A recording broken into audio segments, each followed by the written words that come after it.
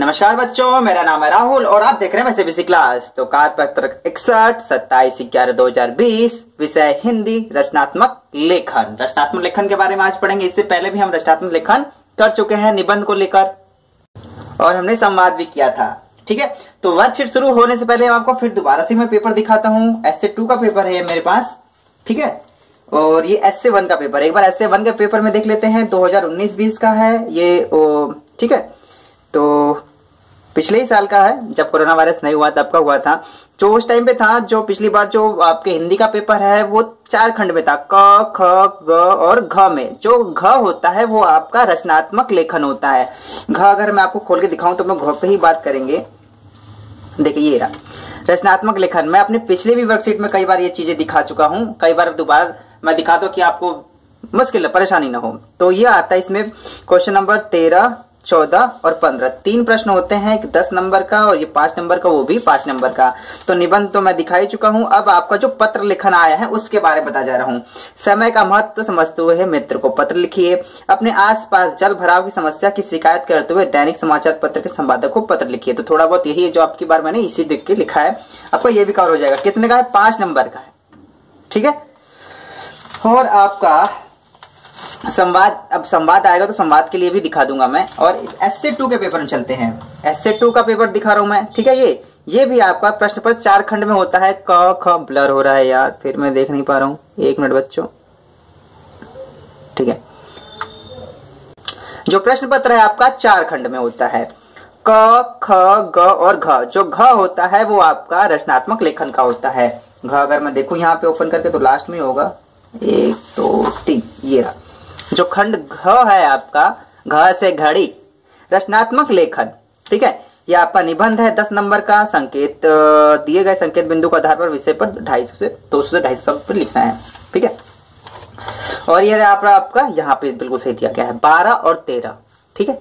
तो राष्ट्रपति द्वारा वीर बाल पुरस्कार के से सम्मानित होने पर अपने छोटे भाई को पत्र, बधाई पत्र लिखना है। ये आपको पत्र है। कहने के बाद जो आप पत्र लिख रहे हो वो आपको 5 नंबर का होता है। आपके क्षेत्र में बहुत चोरियां हो रही हैं। अच्छा जी, कोरोना वायरस फैल रहा है हमारे यहाँ, तो इसकी शिकायत का एक पत्र पुलिस अधीक्षक को लिखकर उचित व्यवस्था करने का अनुरोध कीजिए, ठीक है। कहने का मतलब जो आपके पत्र होते हैं वो 5-5 नंबर के होते हैं। आप इसे स्क्रीनशॉट भी ले सकते हैं, इसे तैयारी भी कर सकते हैं जो पिछली बार में आपका आया था। और संवाद, जैसे कि आप संवाद कई बार कर चुके हैं बढ़ती महंगाई को लेकर। अगर आपका संवाद का क्लियर नहीं हो रहा ना कि संवाद क्या होता है आपका, तो आप ध्यान से देखेंगे। मैं आपके लिए वर्कशीट पुरानी वाली निकाल के लाया हूँ, काफी मेहनत लगती है कई बार, और कितनी अच्छी है, 24-42 उल्टा ही है, 4224, अरे वाह। तो 24 जो वर्कशीट है वो आप ये भी संवाद के ऊपर थी, ठीक है। इसे हमने लिखा था, इसमें भी 2 संवाद थे। अगर आप इसे लिखेंगे, अगर इसी बार देखना काफी मजा आता है इसे करने के टाइम पे। तो कार्यपत्र 24 एक बार देख लेना, इसे लिखना अगर आप सीख जाएंगे तो आपके 5 नंबर पक्के हैं, ठीक है। और ये वर्कशीट 42 पर, इसमें 3 थी, 1 2 3, तीनों पे लिखी थी, काफी मजा आया था इसे लिखने पे भी। अगर वर्कशीट 42 तो ठीक है, लिंक आपको डिस्क्रिप्शन में मिल जाएगा। तो आपको वर्कशीट 24 और वर्कशीट 42 एक बार देख लेना, क्योंकि ये संवाद के ऊपर है आपका। और जो आज हम करने जा रहे हैं वो आपका है पत्र के ऊपर। ये भी 5 नंबर का होता है, पत्र भी 5 नंबर के होते हैं, तो ठीक है। तो वर्कशीट को ऊपर से नीचे लाने में काफी समय लगता है, खोजने में भी। तो ठीक है, चलिए पढ़ना स्टार्ट करते हैं। आपको पता है जैसे इंग्लिश में होता है फॉर्मल इनफॉर्मल, इसी प्रकार से हिंदी में भी इसी प्रकार से पत्र होते हैं आपके, ठीक है। औपचारिक अनौपचारिक। आपने पिछले दिनों कुछ पर्व मनाए होंगे। पर्व के बारे में पर्व छोड़ ही नहीं रहे हैं। हाँ, घर पे बैठे हैं कोरोना वायरस दौरान में, तो फिर भी ये कह रहे हैं कि पर्व तो मना ही रहेंगे। अरे वर्कशीट कर रहे हैं घर पे बैठ के भाई साहब। चलिए कोई नहीं, दोबारा स्टार्ट करते हैं। आपने पिछले दिनों कुछ पर्व मनाए होंगे, लेकिन बढ़ते प्रदूषण को ध्यान में रखते हुए आपने इस बार ये पर्व कैसे मनाए? आपने किसी मित्र को इस बारे में बताते हुए एक पत्र लिखिए, ठीक है। किस प्रकार से मनाया आपने? तो यही है कि काफी अच्छे से मनाया, और क्या। और पटाखे नहीं छुटाने, जैसे हमने दिवाली वाला लिखा था ना, जैसे अपने निबंध उसी प्रकार से लिखना है आपको, ठीक है। तो प्रश्न नंबर पहला का उत्तर यहाँ पे है, ठीक है। सबसे पहले आपको अपना एड्रेस लिखना होता है। मेरा तो 51 पार्क, यहाँ पे आप अपना लिख सकेंगे, अपना ही लिखिएगा और पड़ोसियों को थोड़ी लिखेंगे। नई दिल्ली 110041, और उसके बाद दिनांक 27 नवंबर 2020। अब जब आपकी वर्कशीट 27 तारीख की है, और वैसे भी उसी डेट को हर बार डाला जाता है, कुछ खास नहीं है, लेकिन हाँ ये वो डाल देना जो 10 दिन पुरानी हो, ठीक है, करंट वाली डेट ही डाली जाती है तत्कालीन। प्रिय मित्र मोहन, नमस्ते, मैं यहाँ कुशल हूँ और आशा करता हूँ कि तुम भी कुशल पूर्वक होगे। ठीक है, बहुत पुरानी जिस हिसाब से हम लिखते थे अब एकदम पुरानी याद आ जाती है। मैं खुश हूँ, आप भी खुश होंगे, उम्मीद पहले से ही है। मैं पबजी खेल रहा हूँ, उम्मीद है आप भी पबजी खेल रहे होगे। ठीक, तो चलो मजाक की बात है, यहाँ पे आते हैं। याद है जब हम 6th क्लास में थे, अच्छा जी, तो हमारे अध्यापक ने क्या सिखाया था? बहुत कुछ सिखाया था, बहुत कुछ। उन्होंने दिवाली पर पटाखों से होने वाले प्रदूषण के विषय में कितने अच्छे से बताया था, और इससे होने वाली बीमारियों जैसे सिर दर्द, सांस लेने की समस्या और पर्यावरण प्रदूषण आदि के बारे में भी बताया था। और हमने भी दिवाली के दिन पटाखे नहीं जलाए थे और दिवाली को कितने अच्छे से मनाया था। ठीक है, तो यहाँ पे आपको ये भी संदेश देना है कि जो दिवाली है कि हम जरूरी नहीं कि पटाखे जलाएं तभी मनाएंगे, बिना पटाखे जला के भी हम दिवाली को मना सकते हैं। बस इसमें इतना ही लिखना है। लास्ट में आशा करता हूं कि वह सब तुम्हें भी याद होगा, तुम्हें अभी भी याद होगा, अभी भी बहुत अच्छे से याद होगा, और पटाखे बिना जलाए दिवाली को उसी प्रकार मनाओगे जिस प्रकार हम हर वर्ष मनाते हैं। क्योंकि आप 9th क्लास में बच्चे आ गए, मैं तो वैसे भी मैंने आपको पहले ही बताया था, मैं पटाखे जलाना बंद कर दिया, और कई बच्चों ने कमेंट किया था सर हम भी पटाखे जलाना बंद कर दिया। और अच्छी बात है, खुश रहना होना चाहिए, पटाखे जला के किसी और को परेशान कर क्या फायदा। जिससे पर्यावरण प्रदूषण पर पर्यावरण पर वह धुंध कम होगी। धुंध आप देखा जो काले काले धुएं हो जाते हैं उससे धुंध हो जाता है काफी, तो ये भी कम होगा अगर पटाखे कम जलाएंगे, तो और हमारा जो पर्यावरण होगा वो साफ सुथरा होगा। धन्यवाद, तुम्हारा प्रिय मित्र शक्तिमान। यहाँ पे बच्चों आप अपने, ठीक है, अपना नाम लिख दीजिएगा। मैंने यहाँ पे शक्तिमान लिख दिया। ठीक है, शक्तिमान ही काफी ज्ञान की बातें बताता रहता है। ठीक है, तो इसी वजह से शक्तिमान। यहाँ पे आप अपना सब नाम लिख सकते हैं, कोई दिक्कत की बात नहीं है। ठीक है, ये आपका हो गया। इस प्रकार से आप इसे लिख भी सकते हैं वीडियो को रोक के। ठीक है,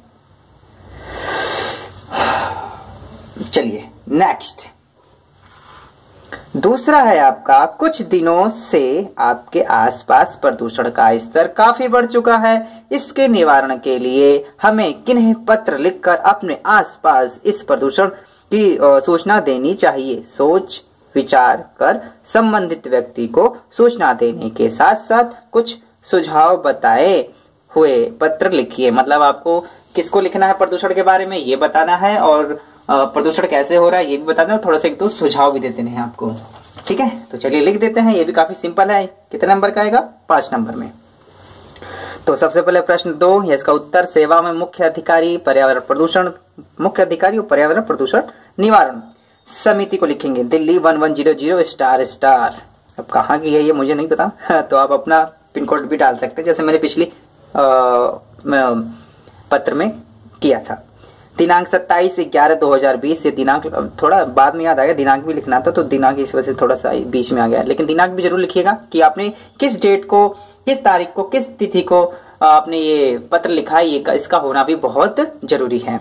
विषय, बढ़ते प्रदूषण की समस्या।